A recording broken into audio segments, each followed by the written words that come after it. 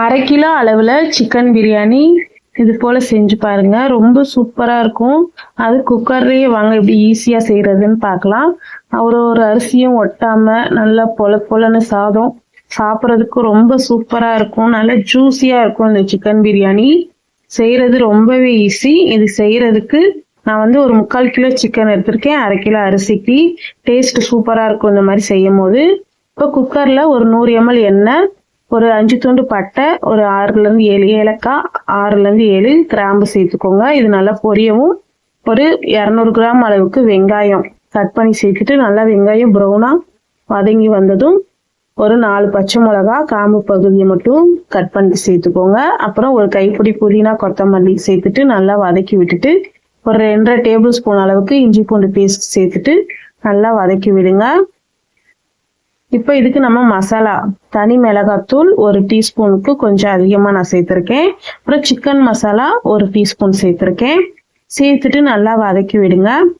தயிர் வந்து ஒரு 100 ml அளவுக்கு சேர்த்துக்கலாம். சேர்த்துட்டு ஒரு 3 தக்காளி கட் பண்ணி வச்சுருக்கேன். அதையும் சேர்த்துட்டு நல்லா வதக்கி விடுங்க. இப்போ வெங்காயம் 200 கிராம் எடுத்துக்கன்னா தக்காளியும் 200 கிராம் எடுத்துக்கோங்க, கரெக்டாக இருக்கும். இப்போ உப்பு வந்து 1 டீஸ்பூன் அளவு சேர்த்துட்டு நல்லா வதக்கி விடுங்க. இப்போ இந்த வெங்காயம் தக்காளியெல்லாம் நல்லா மசிஞ்சு வெந்து வரணும், அந்த அளவு வரட்டும். இப்போ இந்த டம்ளரால் 1.5 கப் அளவுக்கு இருந்துச்சு அரிசி, அதனால நம்ம வந்து ஒரு 2.5 கப் அளவுக்கு நான் தண்ணி ஊற்றிருக்கேன். தண்ணி ஊற்றிட்டு அடுப்பை வந்து சும்மா தான் குக்கரை மூடி போட்டு நல்லா தண்ணியை கொதிக்க விட்டுருக்கேன். நல்லா கொதி வந்ததும் நம்ம க்ளீன் பண்ணி எடுத்து வச்சுருக்க இந்த 3/4 கிலோ சிக்கன் சேர்த்துக்கலாம். சேர்த்துட்டு நல்லா கலந்து விடுங்க.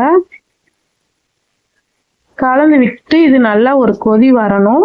இந்த டைமில் நீங்கள் வந்து உப்பு சேர்த்துக்கோங்க. நம்ம அரிசியெல்லாம் சேர்க்க போகிறோம், அதனால் உப்பு கொஞ்சம் எக்ஸ்ட்ரா சேர்த்துக்கோங்க. இப்போ நம்ம ஊற வச்சுருக்க அரிசியை சேர்த்துக்கலாம். பாஸ்மதி அரிசி தான் நான் எடுத்துருக்கேன் இன்னைக்கு. ஒரு 1/2 மணி நேரத்துக்கு முன்னாடி ஊற வச்சுட்டு சேர்த்துக்கோங்க. சேர்த்துட்டு நல்லா இந்த மாதிரி கலந்துக்கலாம். கலந்துட்டு மூடி போட்டு ஒரு 5 நிமிஷம் அப்படியே கொதிக்க விடுங்க.